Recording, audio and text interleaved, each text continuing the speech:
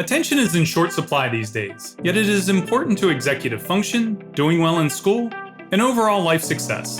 Hi, I'm Jeff Coleman, and this is Attention, ladies and gentlemen, a show for teachers and parents who want to learn more about attention and what we can do to help our children be more successful in school and life. So if I could have your attention, we will get started.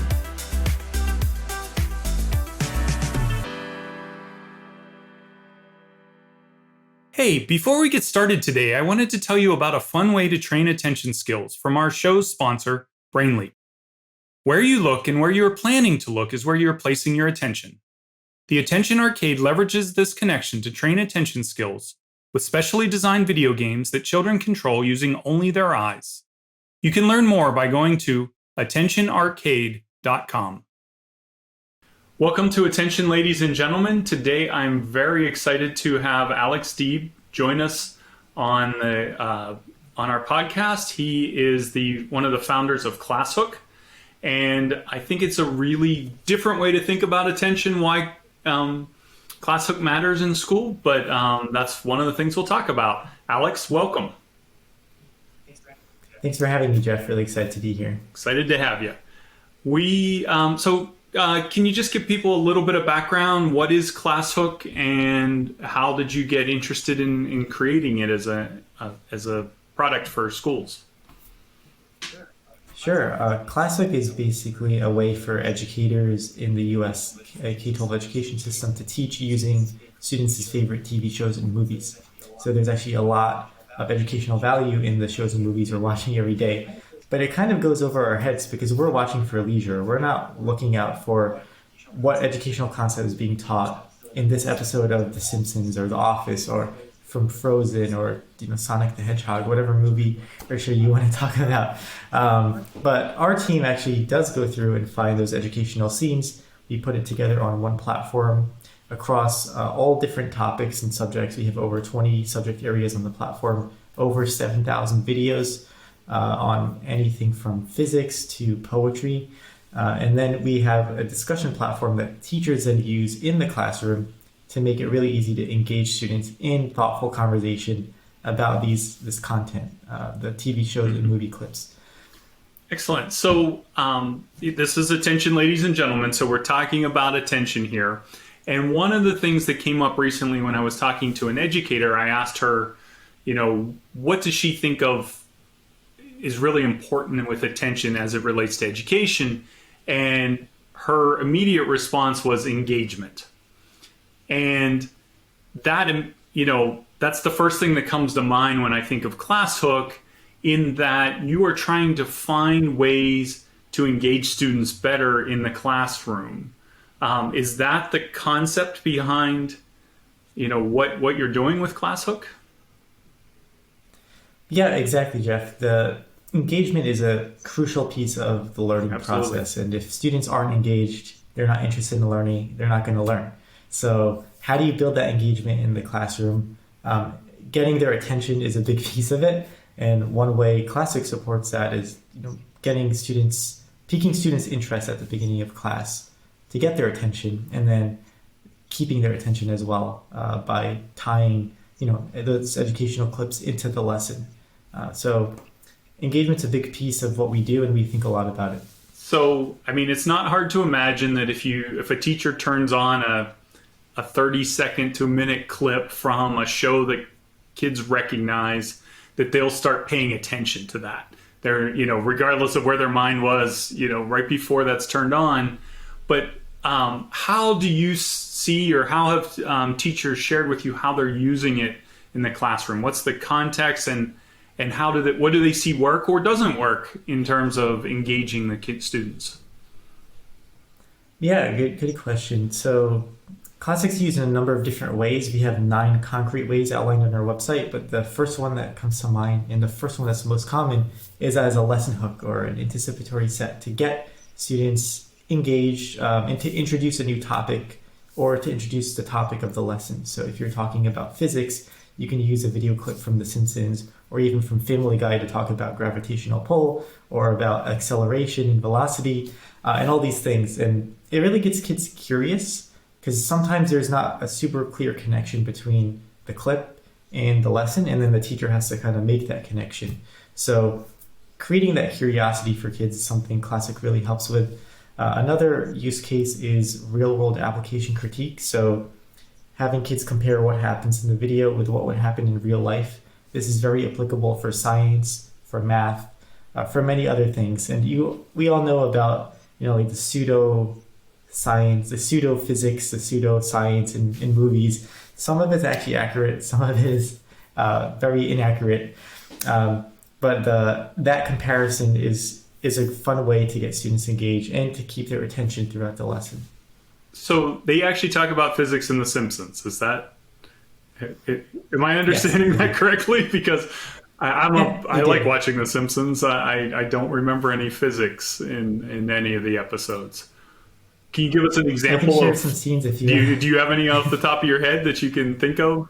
Yeah, I do, because we have quite a few Simpsons clips. One of them is Marge and Homer are curling, and there's some curling competition. I don't actually know all the context behind how they got into it and what they're doing, but they are curling.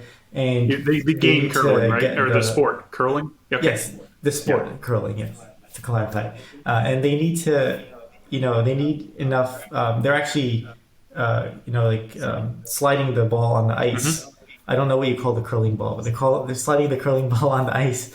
And there's actually talk about using converting kinetic energy to potential energy. They say that verbatim in the clip.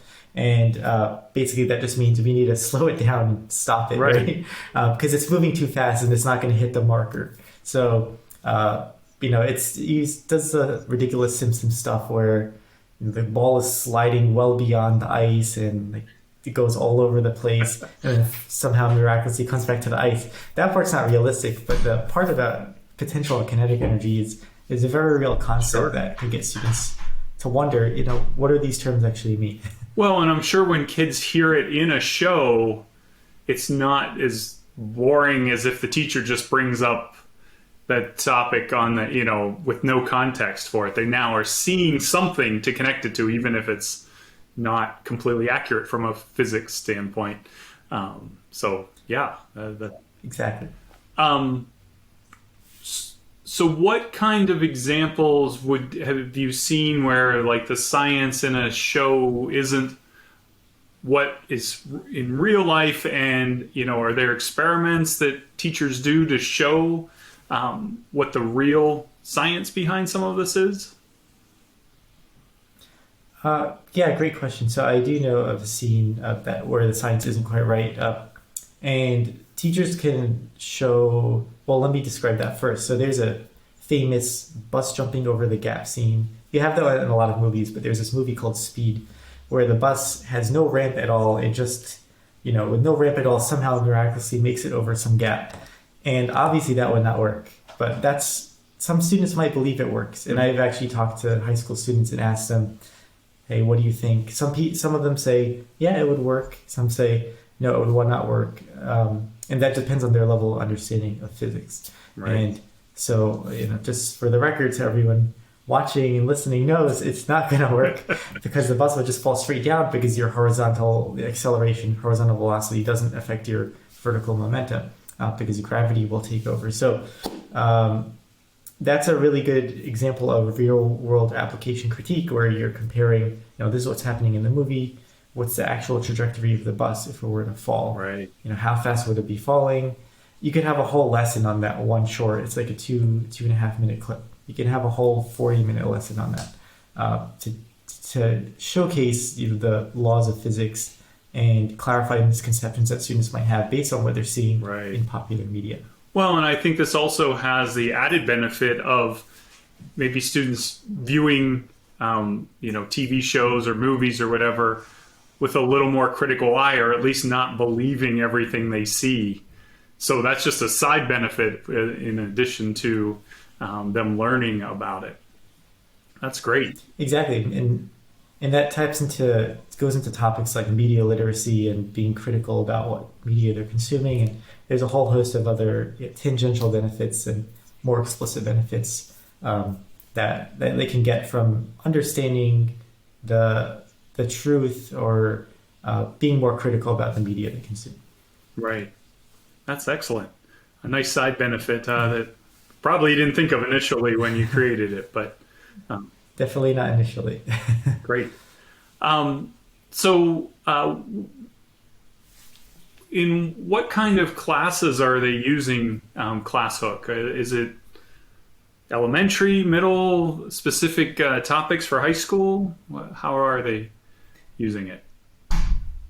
Yeah, everything from we do K-12, so we see the most usage in middle school and high school because that's where engagement drops the most. It's harder to get the attention of kids because they have a phone. They might even have one in elementary school these days, probably. I'm not sure. Yeah. But they have other things distracting them. They have more of a social life. And that's when engagement tends to drop off because students sometimes become disillusioned with the public education system, unfortunately, because they've went through the motions enough times to know, okay, this is the formula. I just gotta study or cram for the test and just get an A on the test, and Yeah. that's it. A lot more learning models are transforming that, but that's still predominantly the model here. So we see it mostly in middle school, high school, across many subjects, but we're seeing a lot of usage in career and technical education. So business topics like business, finance, entrepreneurship, and then we're seeing it used in ELA with topics like literary devices and poetry because it gives students a visual for topics that are a little more abstract and topics that they're not quite sure why they're learning them or what significance they have. And that visual from ClassHook makes that a lot more concrete. How would it apply to poetry? I'm curious now because that does I don't see that connection immediately. Yeah, well, poetry, most of the poetry examples we have are just movie clips, either reciting poems or showcasing what an example of poetry is. You know, how do you write a poem? Or what does a good poem look like? And a lot of movies do have pretty good poems because they have a whole team behind it, and they're pretty good writers usually. So they're just showing an example of what a poem is so that kids, it's not just words on a page, it's actually something being recited. Is that the real benefit there? Yeah, the words on a page, seeing it being recited, talking about if you are reciting poetry, that's a different skill than just writing poetry. So there's that as well. And then creating, part of poetry is creating emotion, creating visual imagery. And how do you do that? And you could kind of see how the words in the movie clip kind of tie to the imagery. So you could basically change your diction or change the word choice you use when you're writing poetry, and you can learn what a good word choice might be. Okay. And I mean, tying this back to attention, I would think that it's really, if it's done well, which presumably it is done in a movie, people put the effort into it, that it shows that you can really draw in someone's attention when you bring all these components together, both the actual words, how they're pronounced, how the cadence, the visual imagery really can draw someone in. I mean, that's certainly, I'm a huge Shakespeare fan, and you see that when you see a good production of Shakespeare, that's what they're doing. Is that what you found teachers are getting out of it?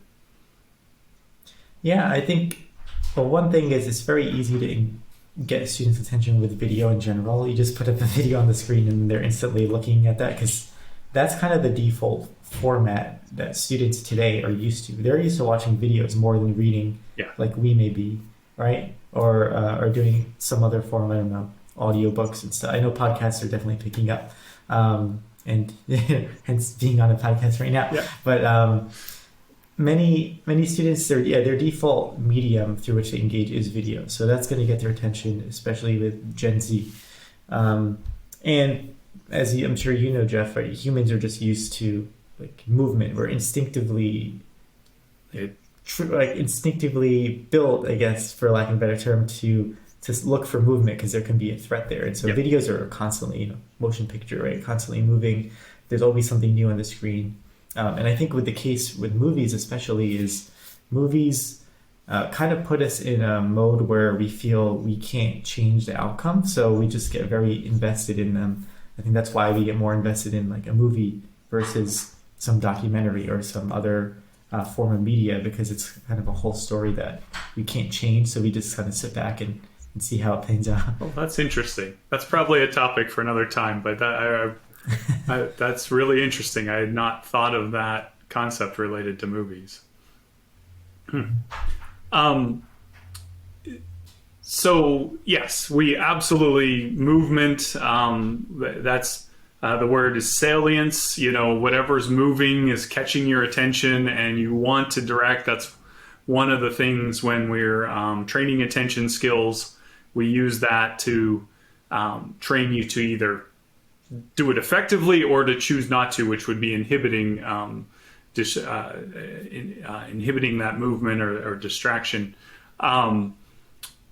Is there any case in what ClassHook does of helping kids train to stay focused, or is it just that engagement aspect initially, and then the focus comes naturally with it?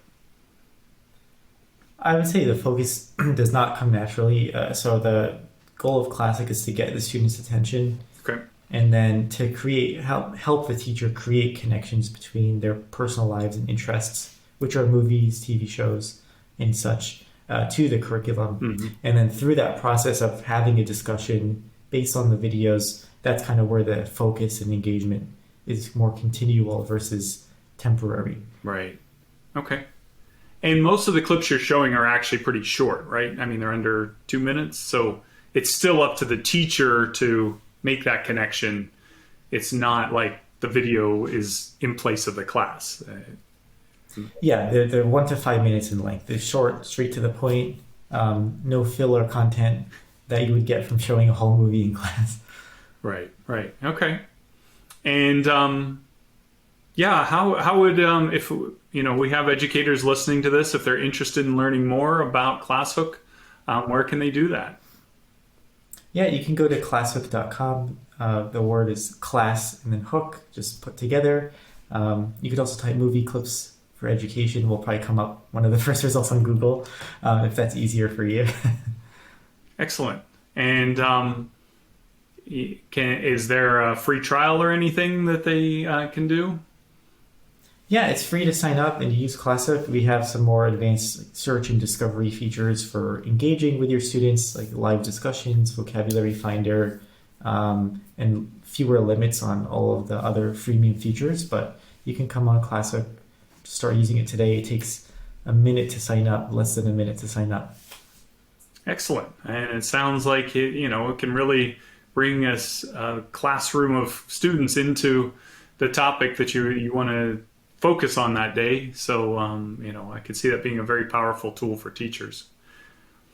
Is there anything parents can do at home? And we have parents listening to this. Are parents using ClassHook at all? Or is it, do you have any recommendations in terms of using movies and anything, shows that kids like for educational purposes? Yeah, I'd say if you are educating your kids using movies or shows, you want to make sure you have an objective in place. Why are they watching this movie? Like, what's the purpose behind this movie versus another activity they can be doing? And if you want to integrate, brain breaks, or you want to make the learning more engaging, consider ClassHook. Just short video clips you can integrate at any point in your lesson to get your students' attention and keep their attention, ideally. And then we have a whole host of other tools to help parents, engage with their kids in a thoughtful way. And maybe, one way you could do that is, if you're a homeschooling parent, integrate ClassHook clips into your curriculum. If you're just a parent who wants to connect with your kid and see what's going on at school, or you just went and watched a movie together with your kid, you can search for that movie in ClassHook and say, hey, what are the learning moments to be found in this? Oh. Do you remember this scene, or do you remember that scene? That's a great way to engage your students in a way that's in discussion of the movie in a way that's more academic, Right. And might not seem academic because they just watched a fun movie. That's the best way to introduce kids to new topics and make them think about things, is having fun, right? And Exactly. that seems like the whole concept behind ClassHook. So that's great. Is there anything else you wanted to share? I would just say, the main point is, and main focus behind our work is just making students feel like their learning is relevant or important. So however you can do that to prevent a kid from asking, why is this important? Mm-hmm. Why do I need to learn this? It's not bad to have those questions, but if they're constantly asking that, which we find they are asking that in the public school system quite frequently, and not getting answers to it, how can you create that relevance and create those connections for kids so they understand that learning is valuable and that learning is important, and that some of these topics that we typically consider to have different opinions about, like math. A lot of people think math is hard or they're afraid of math. 50% of people in the US have math anxiety. And that's, I think, partially because of how we present the topics. And so if you can change how people present topics and not present them in the typical way, then it's just much easier to get people to feel like they can do this. They have a growth mindset. So right. And when they care about doing it, they're more engaged, and we'll keep their attention on it for longer. So yeah, you keep their attention on it. Excellent. Well, Alex, thank you so much for being on the show. I really appreciate your time, and good luck with ClassHook. Thanks for giving me your attention for another show. We hope you learned something that you can apply right away. If you enjoyed the show, please rate us wherever you listen to your podcasts so that other people can more easily find the podcast. And remember to subscribe so you don't miss an episode.